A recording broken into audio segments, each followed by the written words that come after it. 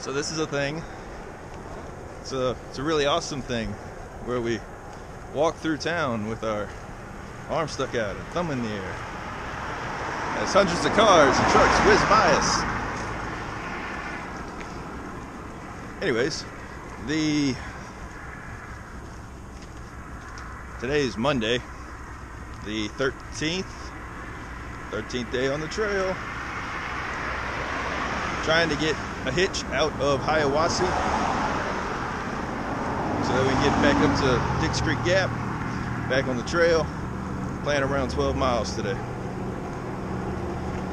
Or we could just walk the 11 miles back to Dix Creek, so whatever happens first.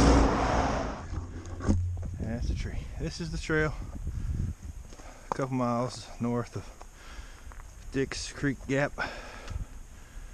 A lot of these little uphills, and I mean, this would be flat, so it's kind of like that. Maybe about 20 degree, probably 30 in some areas, but whew, these uphills.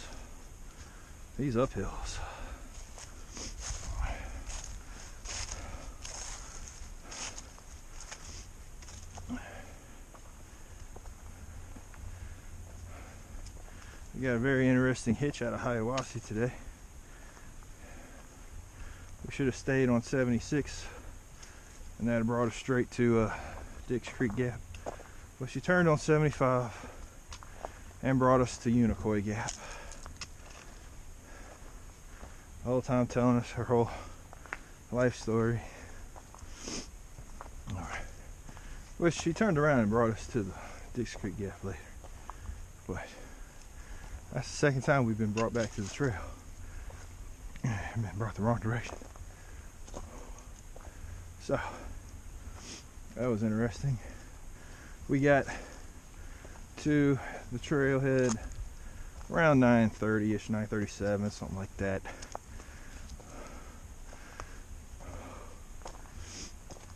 And got out of the Holiday Inn Express around 8:30. Had to go to the post office. Mailed a few things home because said if I didn't use it within the first 2 weeks, no sense carrying it, right? So while I could find a use for the items, I mailed a couple things home. But that 5-pound tent is still in my backpack. Boy, do I feel it. But it's okay, because I like that tent. I really do. And I want to apologize for uploading my last few videos over the weekend. I noticed the camera was kind of like this for most of the shots. My bad. The mount had been bumped a little, so it wasn't straight with the pole anymore. I'll try to pay more attention to that while I'm filming, and not once all the filming's done at night while I'm editing it. Let's see, some questions. What animals have I seen so far? Squirrels, turkeys, whole bunch of different kind of birds, chipmunks. Heard some coyote hooting and howling the first night at Springer Mountain Shelter.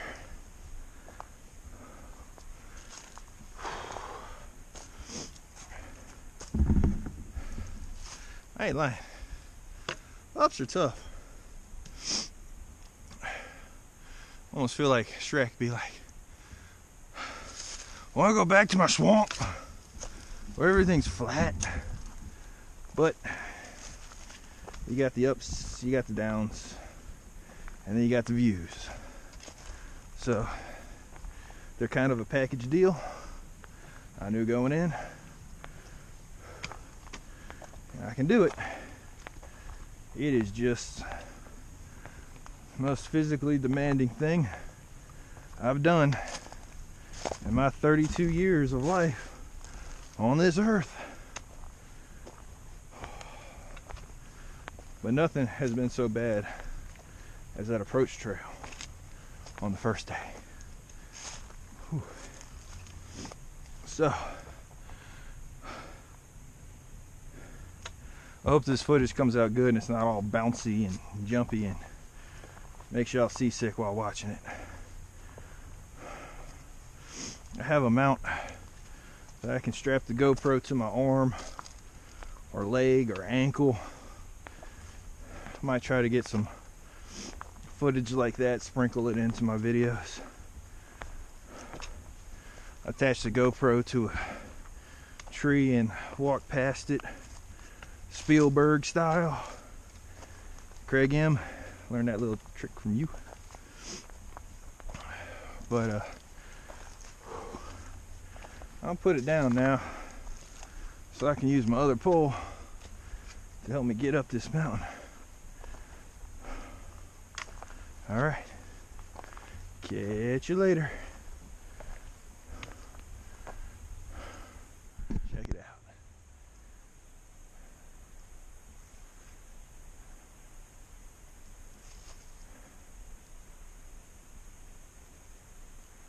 Yep. This came from that direction. Going that way.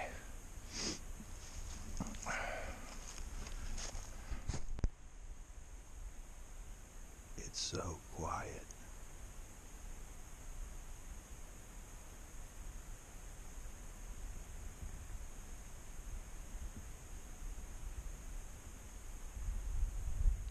And this is one of the downs. It's where if pretty much that's flat, the grade is like this. So not too bad, not too many big hop downs where you gotta, you know, almost take a tumble to get down the next step. But it just looks like this.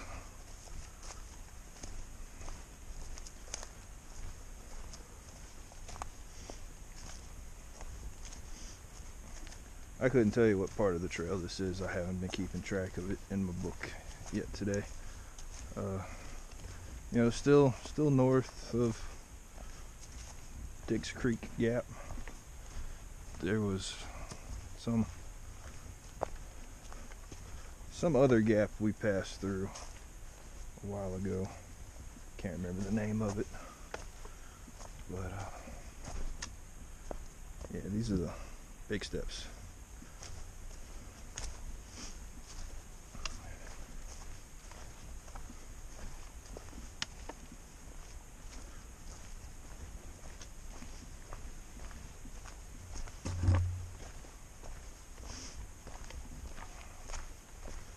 I think that's why the approach trail was so brutal on my first day. It was up and over 7 different mountains.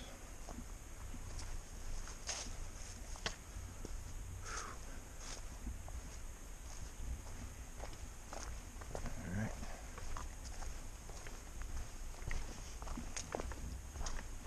Usually when I'm going down hills like this, I'll have both trekking poles down and always have like 2 contacts with the ground, maybe 3 if I'm taking one of the big steps down.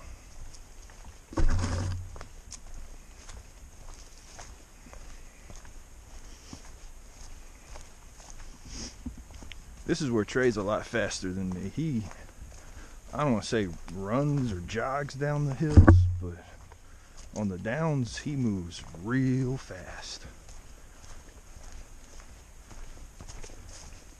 But that's okay.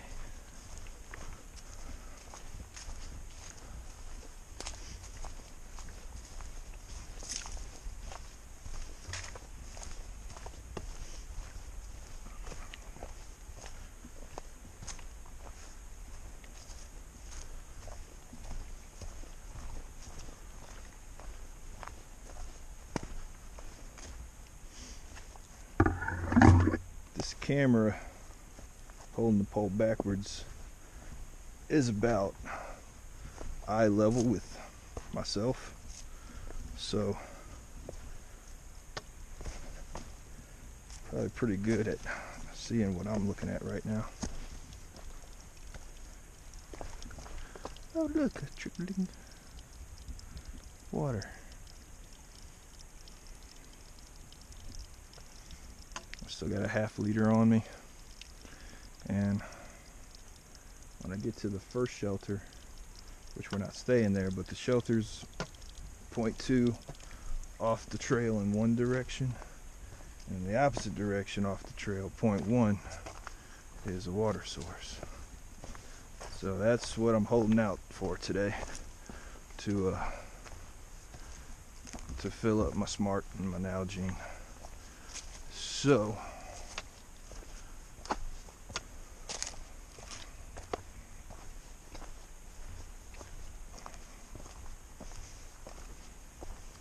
the plan is getting to Muskrat shelter, which is the second shelter past Dick's Creeks, going north.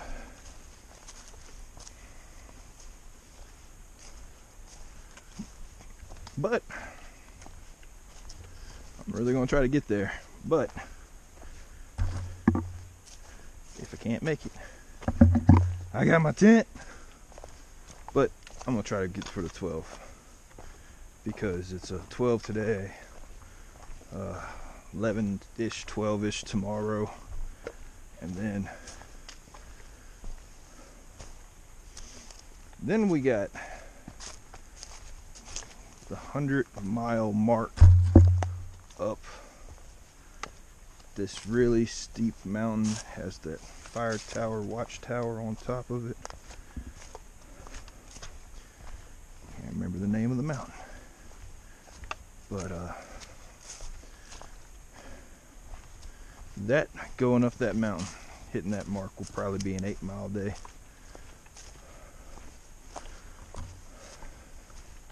And then 10-ish or so to get into the road that'll lead us to Franklin. So that's kind of the plan. Let's see if I can stick to it. Okay, so Plum Orchard Gap. Shelter's that way. This is the first shelter that we're going to skip today. Water is supposed to be that way and down there, but I'm just like, you know what, nah. It's 7.3 miles to the next shelter. Excuse me. The time is now 12:30. It's, you know, about 60-ish degrees outside, and just stopped here for a minute or two, ate some jerky, some peanut M&Ms, and finished off the water that was in my Smart water bottle. Still have about a ½ liter of Propel. But yeah, 7.3 miles, 12:30 right now.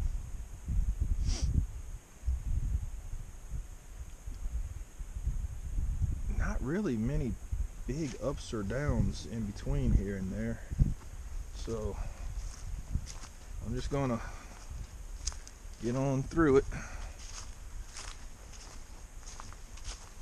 But it is a great day to be on the trail, I tell you. Great day.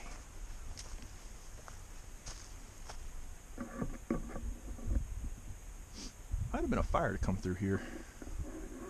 Things are looking a little charred.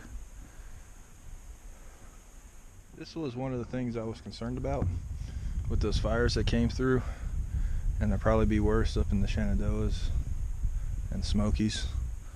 But where the fire affected the trail, I was seriously concerned whether or not the white blazes would still be on the trees.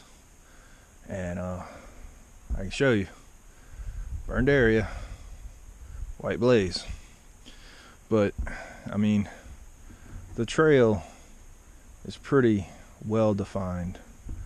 There's been a couple times where I thought I wasn't on the trail just because I haven't seen a white blaze, but then I'm telling myself there was really no other way to get off the trail, and you just keep going and going, and then you finally pick up another white blaze back in the earlier parts of Georgia. But yeah, burned area, white blaze. And whether or not they came right back out after the fires and repainted them, if they did, you know, thank you very much for y'all's volunteer service and keeping the trail marked. Well, yep.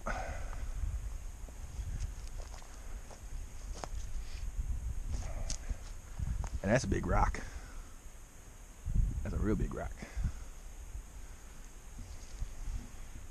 Guess what? Guess what? Boom. North Carolina, Georgia. I'm in Georgia. I'm in North Carolina. And that's how that works. 1 down, 13 more to go. Yeah.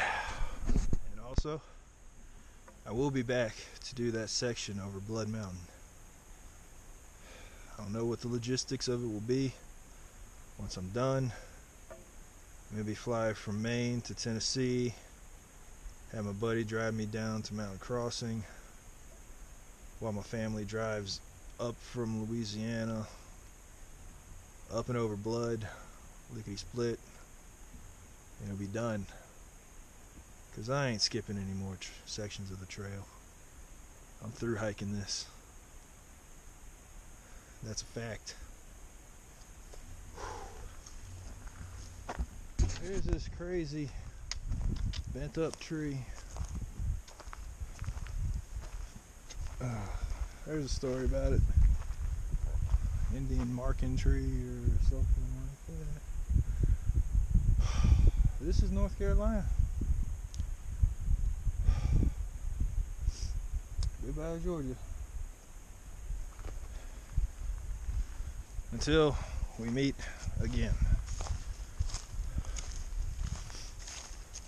Alright. See the white blaze. Still going. Alright. Just checked my guide. Bly Gap right there. Just under 3 miles to the shelter. I'm out of water. So, in about 2 miles, there's marked a piped stream. So we'll see what that's about. And then they say there's water at the shelter in 3 miles. I got 3 ups to do before I reach the shelter. It's around 3:40 in the afternoon.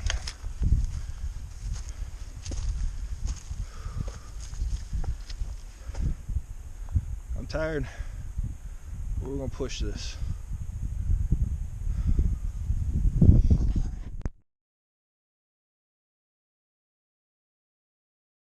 Finally. Dude, you got no idea how happy I am right now.